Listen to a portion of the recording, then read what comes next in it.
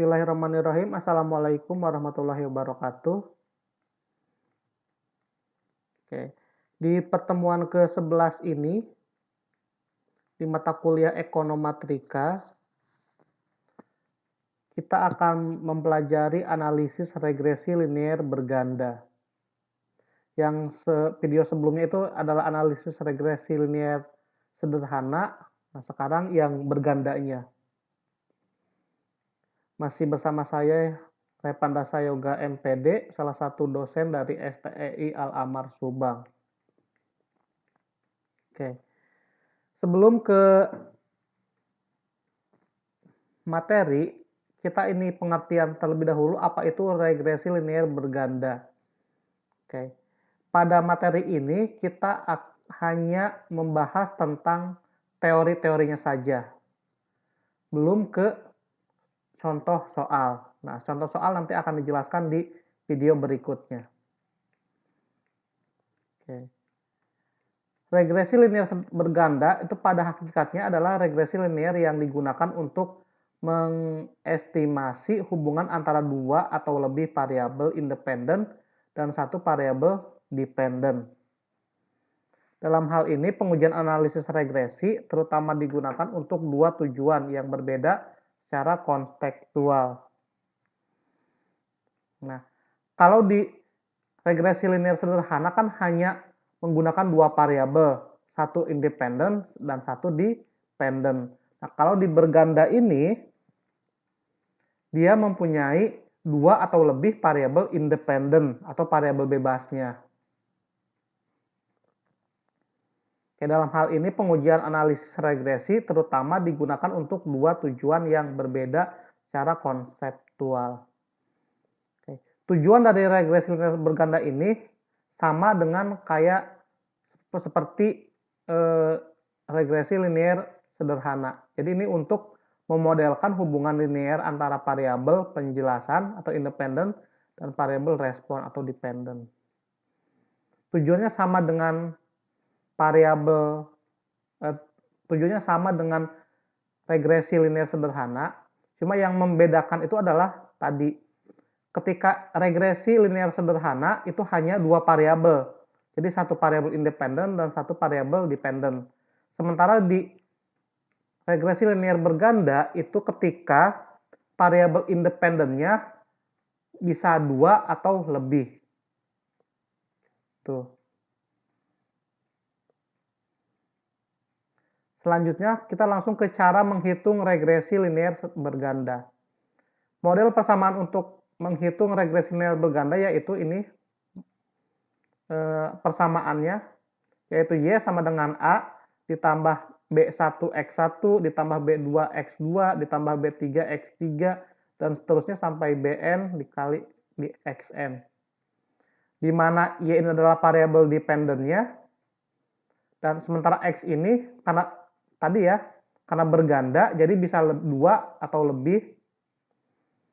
Jadi X ini adalah variabel independennya atau variabel bebasnya. Jadi bisa dua atau lebih variabel independen atau variabel bebasnya. A ini sama ya, nilai konstanta. Sementara B ini adalah koefisien regresinya. Jadi sama saja seperti regresi linear sederhana. Kalau yang sederhana itu kan cuma ada satu doang, variabel dependen, satu variabel independen. Nah, kalau di regresi linear berganda itu yang banyaknya itu adalah yang variabel X-nya atau variabel independennya. Dia bisa dua bahkan lebih. Makanya di sini sampai B ke N dan X ke N. Tuh. Lanjut. Dari rumus perhitungan tersebut dapat dikatakan bahwa regresi linear berganda bila mana kita ingin mengetahui. Oke. Yang pertama, seberapa kuat hubungan antara dua atau lebih variabel bebas dan satu variabel terikat. Misalnya bagaimana cara hujan, suhu, dan jumlah pupuk yang ditambahkan mempengaruhi pertumbuhan tanaman. Oke, di sini ada curah hujan, suhu, dan jumlah pupuk ini merupakan independennya, variabel independen atau variabel bebasnya. Ada 3. Sementara pertumbuhan tanaman ini adalah variabel terikatnya atau Y-nya. Ini X-nya ada 3, lalu ada Y1. Yang kedua, nilai variabel terikat pada nilai variabel bebas tertentu. Misalkan hasil yang diharapkan dari suatu tanaman pada tingkat curah hujan, suhu, dan penambahan pupuk tertentu. Oke, sama saja ya. Seperti itu. Misalkan, bila terdapat dua variabel bebas, yaitu X1 dan X2, maka bentuk persamaan regresinya adalah ini ya tadi ya, berarti cuma sampai X2. Karena variabel bebasnya hanya 2. Kalau variabel bebasnya ada 3, berarti ditambah Y sama dengan A, ditambah B1X1, ditambah B2X2, ditambah B3X3. Jadi tergantung variabel bebasnya ada berapa. Kalau variabel bebasnya ada 2, ya berarti cukup sampai B2X2. Keadaan-keadaan bila koefisien regresi yaitu B1 dan B2 mempunyai nilai, nah ini syaratnya ya. Nilai 0 itu sama dengan 0. Dalam hal ini variabel Y tidak dipengaruhi oleh X1 dan X2. Yang kedua, nilainya negatif, yaitu di sini terjadi hubungan dengan arah terbalik antara variabel tak bebas dengan variabel X1 dan X2. Nah, yang ketiga adalah nilainya positif. Nah, ini yang kita harapkan. Berarti di sini terjadi hubungan yang searah antara variabel tak bebas Y dengan variabel bebas X1 dan X2. Jadi, nilai positif ini yang kita harapkan sebenarnya. Nah, jadi, nanti suatu saat ketika penelitian, jika nilainya 0, oh berarti apa? Jika nilainya negatif, artinya apa? Kalau positif, berarti artinya apa? Seperti itu. Ini perlu diingat. Ini keadaan nilai koefisien regresi pada regresi linear berganda.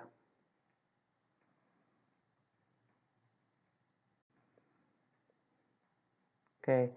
Koefisien regresi B1 dan B2 serta konstanta A dapat dihitung dengan menggunakan rumus. Nah, ini rumusnya A itu adalah jumlah Y dikurangi B1 dikali jumlah X1 dikurangi B2 dikali jumlah X2 dibagi N. Ini rumus untuk mencari A, ini mencari B1, dan ini untuk mencari B2. Di sini B1 itu jumlah X2 dikali jumlah X1Y dikurangi jumlah X2Y dikali jumlah X1 X2 dan selanjutnya seperti itu. Ini perbedaan ini harus diingat. Cara mencari A, cara mencari B1, B2. Selanjutnya koefisien determinasi atau R kuadrat. Untuk mengetahui persentase pengaruh variabel X1 dan X2 terhadap variabel Y digunakan koefisien determinasi. Besarnya R kuadrat dihitung dengan rumus ini ya. R kuadrat itu sama dengan B dikali sigma X1 dikali Y ditambah B2 sigma X2 kali Y dibagi X sigma Y2. Nah ini catatan, yaitu apabila determinasinya bernilai 0, maka dalam model persamaan regresi yang terbentuk, variasi variabel tak bebas Y tidak sedikit pun dapat menjelaskan oleh variasi variabel-variabel bebas X1 dan X2. Ini apabila determinasinya adalah bernilai 0. Untuk mengetahui presentasi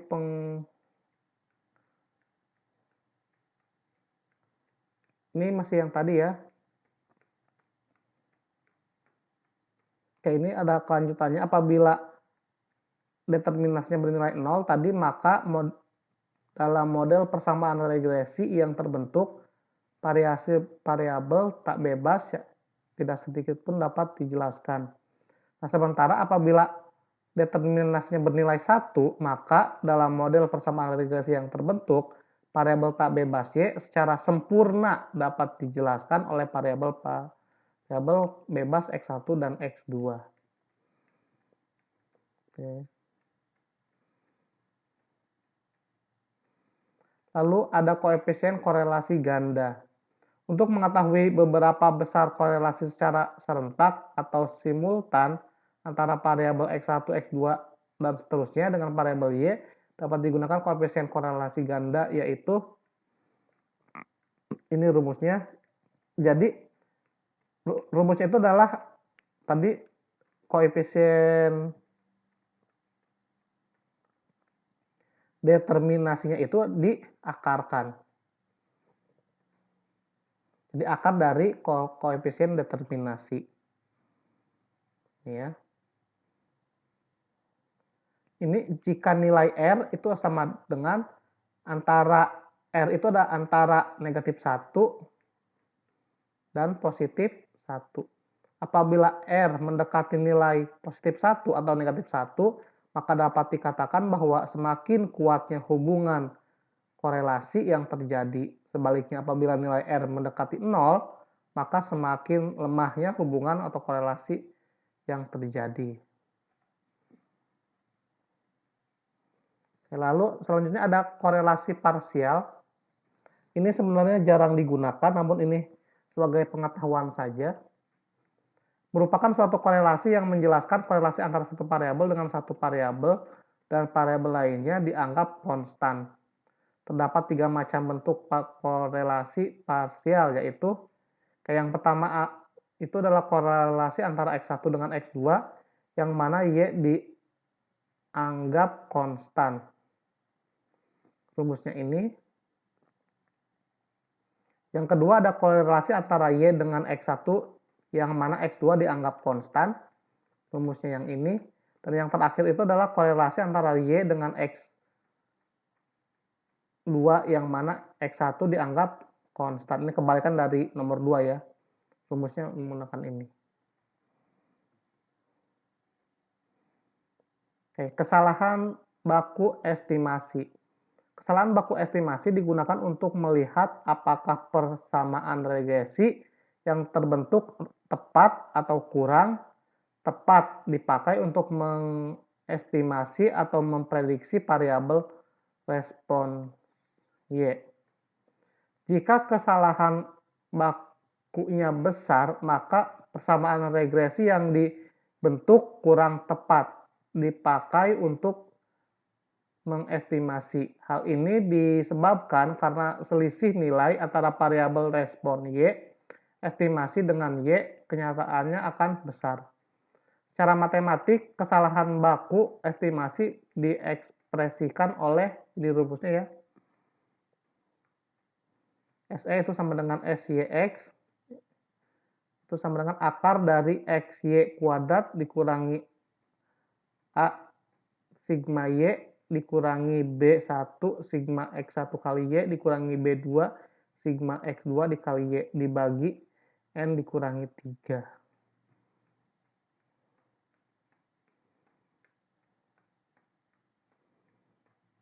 Oke. Langkah terakhir yaitu pengujian hipotesis. Jika telah ditentukan koefisien determinasi atau R2, maka selanjutnya dilakukan uji signifikansi hipotesis yang diajukan uji ini dapat menggunakan uji T, uji F, uji Z, atau uji C kuadrat. Dengan uji signifikasi ini dapat diketahui apakah variabel bebas atau prediktor independen X berpengaruh secara signifikan terhadap variabel tak bebas atau respon dengan dependent atau Y. Arti dari signifikasi adalah bahwa pengaruh antara R variabel berlaku untuk bagi seluruh populasi. Dalam pembahasan kali ini hanya dibahas uji signifikasi menggunakan uji F, karena uji T sama saja seperti di regresi linear sederhana, sama seperti di video sebelumnya. Uji F ini bertujuan mempengaruhi apakah variabel-variabel bebas X, 1 dan X2 secara signifikan N bersama-sama berpengaruh terhadap variabel tak bebas Y. Tujuannya sama seperti uji T sebenarnya. Tahap-tahap uji F. Tahap yang ditetapkan dalam uji F adalah yang pertama tentunya menentukan hipotesis, di mana H0 itu adalah beta 1 sama dengan beta 2 sama dengan 0, yaitu variabel X1 dan X2 tidak berpengaruh terhadap Y. Yang kedua, menentukan taraf signifikan atau tingkat signifikannya atau alfanya. Nilai yang sering digunakan untuk adalah alfanya adalah 5%. Itu tadi ya 5%. Jadi biasanya dalam penelitian pendidikan atau ekonomi biasanya menggunakan taraf signifikan 5%. Yang ketiga adalah menentukan F hitung. F hitung rumusnya itu adalah ini, R kuadrat dibagi K dibagi 1 dikurangi R kuadrat dibagi N dikurangi K dikurangi 1, atau bisa menggunakan yang ini ya, biar lebih ringkas, yaitu R kuadrat dikali N dikurangi K dikurangi 1 dibagi K dikali 1 dikurangi R kuadrat. R kuadrat ini merupakan tadi, K ini adalah jumlah variabel bebasnya. Kalau jumlah variabel bebasnya ada 2 ya berarti 2. Kalau 3 ya berarti 3 K-nya. Oke. Yang keempat menentukan F tabel, yaitu menggunakan tabel uji F. Tabel uji F untuk alfa 5% dengan derajat kebebasan pembilang atau DF, yaitu K-nya dikurangi 1, dan untuk penyebut DF-nya N dikurangi K itu sama dengan dikali N itu sama dengan sampel pengukuran. K itu adalah jumlah variabel bebas dan terikat. Kriteria pengujian nilai F hitung dan F tabel. Apabila nilai F hitung kurang dari F tabel, maka hipotesis H1 ditolak dan H0 diterima. Nah, kebalikannya, apabila nilai F hitung lebih besar daripada F tabel, maka hipotesis H1 diterima dan H0 ditolak. Yang terakhir, membuat kesimpulan, yaitu akan disimpulkan apakah ada atau tidak pengaruh variabel-variabel bebas X1 dan X2 terhadap variabel tak bebas Y.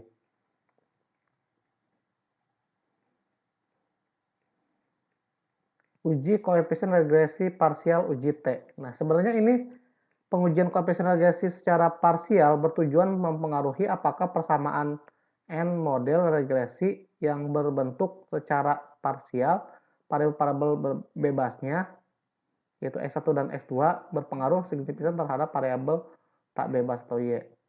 Oke, dalam tahapan dalam melakukan uji T sama dengan pada regresi linear sederhana yang sudah ada di materi sebelumnya. Kalau lupa boleh dicek lagi, boleh dilihat lagi materinya. Itu sama saja untuk uji T.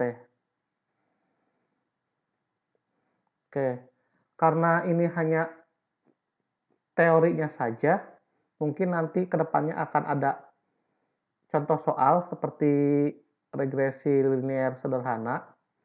Begitupun juga dengan regresi linear berganda, nanti akan ada contoh soalnya. Untuk pertemuan kali ini hanya sebatas teori-teorinya saja. Oke. Untuk pertemuan kali ini saya ucapkan terima kasih. Saya tutup dan saya akhiri. Assalamualaikum warahmatullahi wabarakatuh.